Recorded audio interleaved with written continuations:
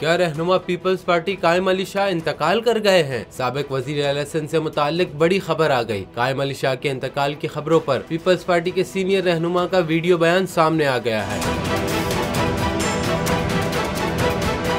Social media पर कायम अली शाह के इंतकाल से मुताल्लिक झूठी खबरें फैलाई गईं, जिसके बाद कायम अली शाह वजाहत के लिए खुद सामने आ गए। साबिक वजीर आला सिंध कायम अली शाह की जानिब से जारी वीडियो बयान में कहा गया है कि मैं तंदुरुस्त हूँ और कराची में अपनी रिहाइशगाह पर मौजूद हूँ।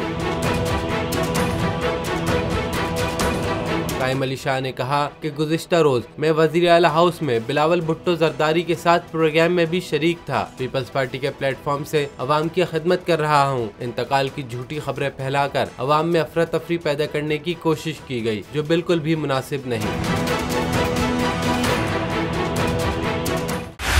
बोल उड़ाएगा सबका होश, भूल जाएंगे सब अपना जोश। देखिए पाकिस्तान की सबसे बड़ी PSL ट्रांसमिशन सकलैन मुश्ताक, रमीज राजा, सुहेब अलवी, जमील फारूकी और फहीम खान के साथ खेल का जुनून रोजाना रात 11 बजे सिर्फ बोल न्यूज पर। सब्सक्राइब करें और बेल दबाएं ताकि कोई खबर रह न जाए।